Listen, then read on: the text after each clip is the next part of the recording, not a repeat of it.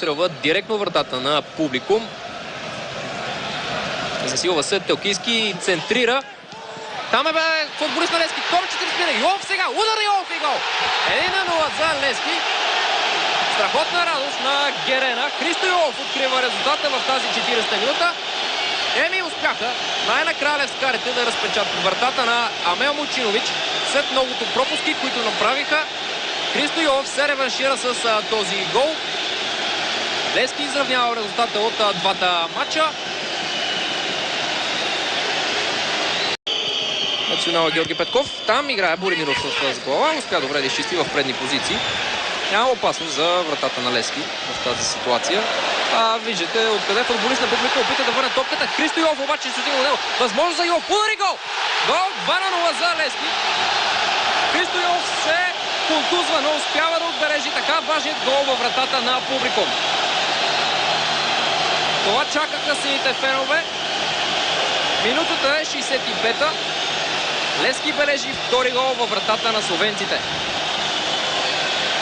Друга грешка в отбраната на Публикум, която...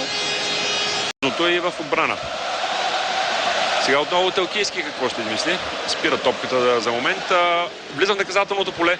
Този път ли се пораде хубаво и това е трети гол. 3-0. Валери Домовчийски, който влезе преди малко, отбелязва третия гол за сините.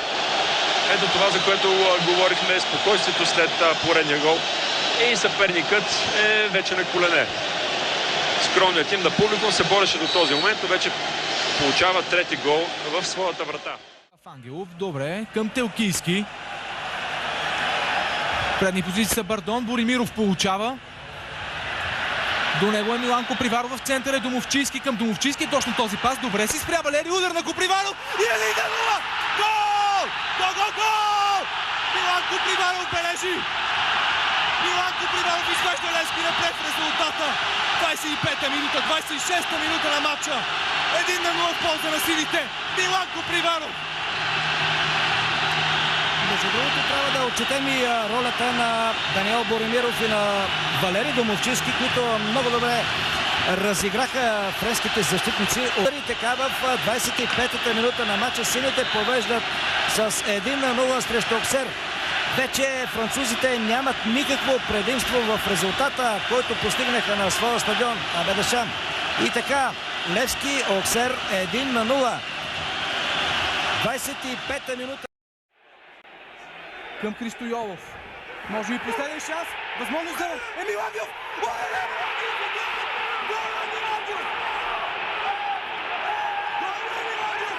за Левски! Гол за Левски! 1-0. Емил Ангелов в 93-та минута. Ето го този смъртоносен удар, който нанесоха сините в продължението на матча. Невероятно! Какво се случи на стадион Георги Аспарухов в 93-та минута? Каква радост! Целият стадион е на крака! Неописуемо! Емил Ангелов, в резервата Емил Ангелов бележи 93-та минута. Този гол на Емил Ангелов може да бъде сравнен единствено с попадението на Николай Тодоров Кайзера в матча Левски. Основного времени. И вот сейчас резервный арбитр продемонстрирует, сколько будет добавлено. 3 минуты. А вот 17-й номер болгар сумел все-таки найти бреши в обороне армейцев и отличился. Причем посмотрите, как заряжены болгары. Хотят достичь положительного для себя результата. Схватили мяч и поставили его на центр. Вот атака болгар, не получившийся удара и с разворота. За отбора на Левски на вратата с номер 1 Георги Петков, 3 Живко Миланов, 4 Игор Томашич, 6 Ричард Еромуикбе, 7 Даниел Боримиров, 10 Христо Йовов, 17 номер Валери Домовчийски, 21 Димитър Телкийски, с номер 25 Лусио Вагнер, с номер 27 Седрик Бардон и с номер 11 Елинто Козаков, капитан на отбора. Живко Миланов. Отново типичната картинка. Целият отбор на Олимпик Марсилия се е върнал в своята половина. Масирана атака от страна на Левски. Хубаво спиране на Христо Йолов. Много добър финт, възможност за удар на Йов, технично изпълнение и прекрасен гол на Христо Йовов. Гол за Левски, Христо Йовов с феноменално изпълнение. Нападателя масира Олимпик Марсилия. 1-0 за Левски. Какво изпълнение само. Браво на Йовов. Гол от най-висока класа. Такъв гол само. Целият стадион е на крака. Левски повежда в резултата. Абсолютно заслужено. Сините са по-добрия отбор до момента. Браво на Христо Йовов. Невероятно изпълнение. Виждате ювелирния удар на Христо Йовов, с който завърши атаката. А вижте само финта преди това. Двама защитници на Олимпик Марсилия не разбраха какво стана.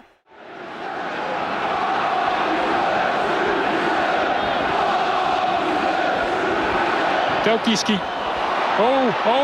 En gaat het nu gebeuren? Ja, het gaat gebeuren. Emil Angelov.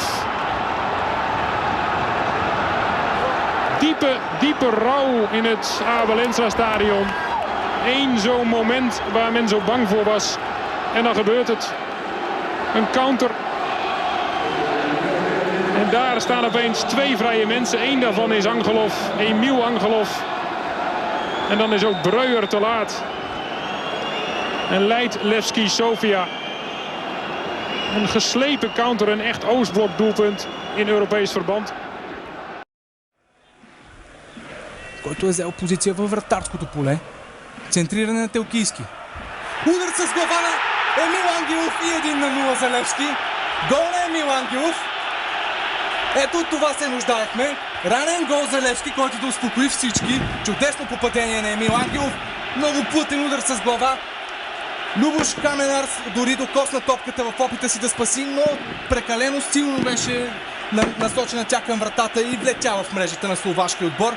Голмайстор Емил Ангелов. 14-та минута на матча. 1-0 за Левски. Един гол, който всички очаквахме и който действително ще промени развоя на матча, но в тези минути на радост бих искал да изтъкна избухващите бомбички от към сектор Б. Удар на Седрик Бардон, топката рикошира и какъв гол! 2-0 за Левски. 27 минута. Левски Арт Медиа 2-0. Малко щастлив гол за сините, но какво лошо има в това? Чудесно развитие на матча. Струва ми се вече, че Станимир Стоилов и неговите играчи могат да мислят за Удинезе. Определено това е така. Все пак нека не забравяме, че до края на матча има твърде много време. В историята на футбола сме ставали свидетели на какви ли не обрати. Споменахме вече за матча в Порто, когато действително на стадион да Драгао отборът на Арт Медиа обърна резултата от 0-2 в своя вреда. Поле топката беше за Йовов. Кристияно Сапата играе с глава и чисти в ъгов удар. 40 000 зрители са на крака. Целият отбор на Левски е в половината на Удинезе. Центриране, удар с глава. Там Десантис не се намесва по най-добрия начин. След това защитник на Удинезе изчисти топката. Атаката на Левски продължава. Лусио Вагнер. Пас за Бардон. Много добро решение. Има възможност да центрира. Томашич пропуска. Удар на Боремиров. И гол! Гол! Гол! Ето го гола на Даниел Боремиров. 1-1. 52 минута. Даниел Боремиров изравнява. Ето, започва обрата на Левски. Много важен гол на Боремиров. Ето този натиск в началото на второто полувреме. Даде резултат. Даде резултата на сините. Ето тяхното желание е възнаградено. Желанието на 36 годишния Даниел Боремиров да помогне на Левски да сътвори нещо много голямо в турнира за купата на УЕФА. 1-1. Изключително важен гол на Боремиров в точно определен момент в началото на второто полувреме. Гол с огромна психологическа стойност. Сега вече преимуществото е на страната на сините. Преимущество в психологически план, което те са длъжни да използват. Става страшно, уважаеми зрители, тук на стадион Васил Левски. Стивен Бенет подрежда стената. Христо Йовов е за топката, засилва се Йовов. Пас наляво към Лусио Вагнер. Отново нещо обработено. Центриране на Вагнер към Томашич, той играе с гола! И гол! Гол! Игор Томашич бележи! 2-1 за Левски! Игор Томашич бележи! Отново Лусио Вагнер с ювелирно центриране. Този път Томашич засича топката. 2-1 за Левски. 62 минута на матча. Сините правят сензационен обрат. След като губеха с 1-0 на почивката. Бързи 2 гола. Бързи 2 гола само за 17 минути. Само за 17 минути футболистите на Станимир Стоилов правят пълен обрат в матча.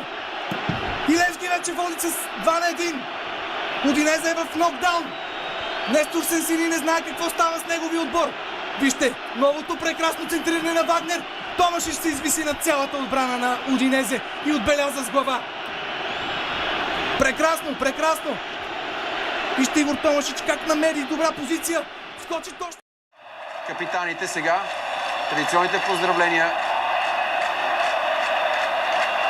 Виждам, че Елин Топозаков дава възможност на гостите да изберат за жребия, но Езитора даде възможност на Топчо.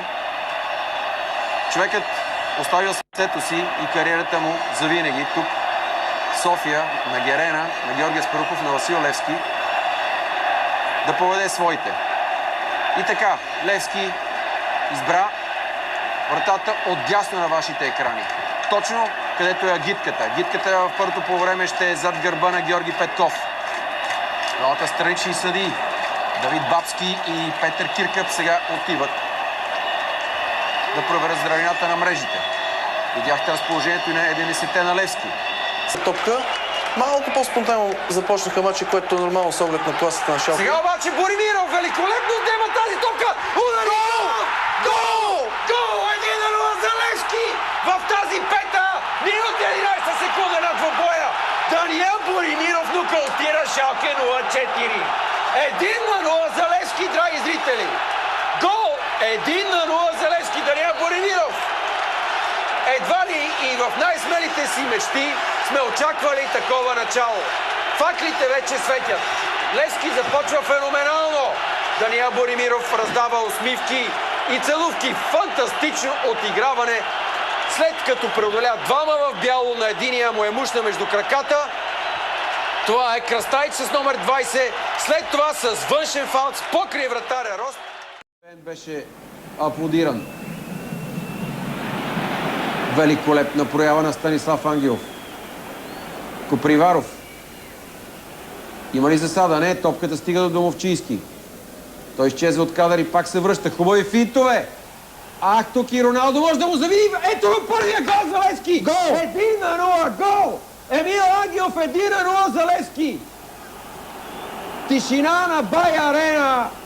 Беше една приказка, сега е тишина на арена, а в Шалке Фелтинс арена е огласена от възгласите Левски, Левски, защото от 24-та минута брилянтна атака на Валери Домовчийски завърши с центриране към Емил Ангелов и оттам футболистът с прякор Бабангида нокаутира вратаря Рост. Вижте, първо изключителния пас към Домовчийски. Той се подигра с грузински национал Кобиашвили. Серия от финтове, при които Роналдо и Роналдиньо явно са били наблюдавани внимателно. И оттам след